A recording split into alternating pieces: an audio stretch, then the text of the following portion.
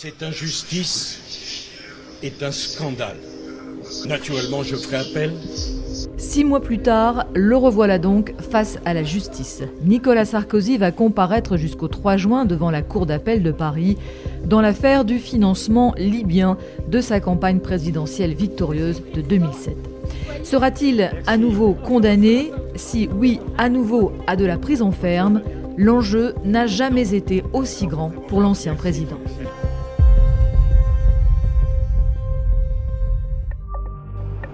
Depuis le début de l'affaire, Nicolas Sarkozy clame son innocence, mais en première instance, fin septembre, il a été condamné à une peine très lourde, 5 ans de prison assortie d'une exécution provisoire, autrement dit une application immédiate. Peu importe qu'il ait fait appel, l'ex-chef de l'État n'a pas pu échapper à la détention. Le tribunal a justifié la lourdeur de cette condamnation par l'exceptionnelle gravité des faits. Ce qui est important, c'est, je pense, les mots qui ont été utilisés aussi par la présidente, c'est restaurer l'état de droit, la violation en fait de ce qui était la probité et qui aujourd'hui fragilise nos démocraties. Donc même si en effet le montant des peines peut paraître lourd, ce qui a été rappelé, c'est les principes de l'état de droit et comment aujourd'hui on doit sanctionner cette impunité. Un ancien président derrière les barreaux, c'était du jamais vu dans l'histoire de la République. Nicolas Sarkozy en a aussitôt fait un livre. Dans son journal d'un prisonnier, il a raconté les 3 semaines qu'il a passées à la santé. Dès son incarcération, le 21 octobre, il avait déposé une demande de remise en liberté. La Cour d'appel a estimé qu'il n'y avait pas de risque qu'il tente d'échapper à la justice. Résultat, il est ressorti dès le 10 novembre sous contrôle judiciaire.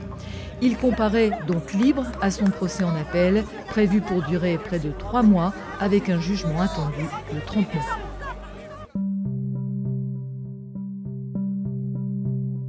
Une corruption au plus haut niveau, voilà ce que le tribunal correctionnel de Paris a voulu sanctionner avec une peine aussi lourde. Fin 2005, Nicolas Sarkozy a rencontré Mouammar Kadhafi à Tripoli, officiellement pour parler immigration irrégulière.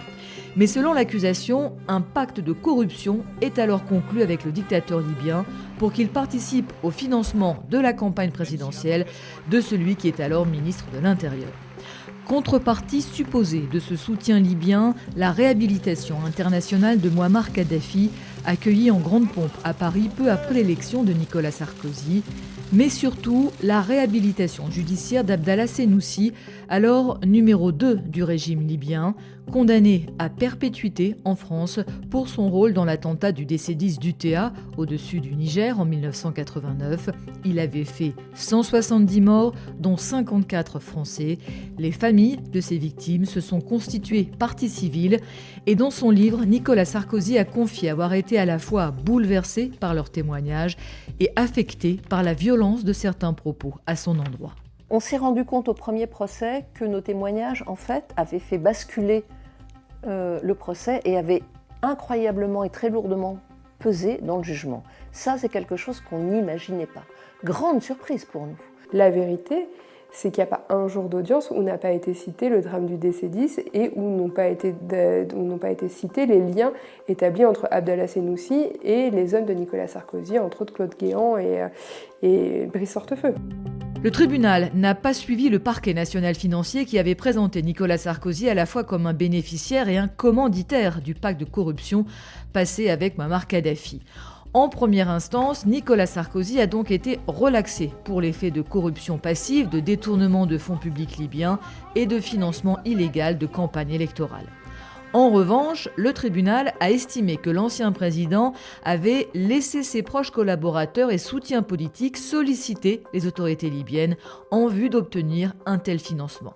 Il l'a donc reconnu coupable d'association de malfaiteurs, lui et sa garde rapprochée de l'époque, Claude Guéant et Brice Hortefeux, condamnés respectivement à 6 et 2 ans de prison.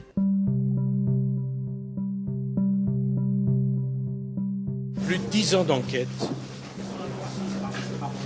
des millions d'euros dépensés pour trouver un financement libyen dont le tribunal correctionnel vient de dire qu'il n'a pas pu, et pour cause, être trouvé dans ma campagne. Le tribunal correctionnel de Paris l'a reconnu, l'instruction n'a pas permis de démontrer que l'argent parti de Libye ait effectivement atterri dans les comptes de campagne de Nicolas Sarkozy. C'est un argument central de sa défense, mais pour le tribunal, le simple fait que le pacte corruptif ait été préparé et conclu est en soi condamnable. L'association de malfaiteurs a cette particularité de sanctionner les préparatifs d'un acte délictuel ou criminel et non l'acte en lui-même. Qu'il n'ait pas abouti n'empêche donc pas la condamnation. Autre argument majeur de l'ancien président, il n'y a pas eu d'enrichissement personnel. Et donc si pas d'enrichissement, pas de corruption. Hors sujet, répondent les juges, c'est vrai qu'il n'y a pas eu d'accroissement direct et immédiat du patrimoine de Nicolas Sarkozy, mais l'objet du pacte corruptif était ailleurs, dans l'accroissement de ses chances d'être élu président. L'ancien chef de l'État a toujours dénoncé le scénario d'un pacte corruptif. Il évoque un complot ourdi par le clan Kadhafi pour se venger de son rôle déterminant dans la chute du dictateur en 2011. Le tribunal a reconnu que certains témoignages de dignitaires libyens ont pu être motivés par la vengeance pour avoir lâché Mouammar Kadhafi. Il a également émis des doutes sur les témoignages extrêmement variables de Ziad Takieddine, l'un des plus virulents accusateurs de Nicolas Sarkozy. Cet intermédiaire franco-libanais est mort en septembre dernier, 2 jours avant le premier jugement.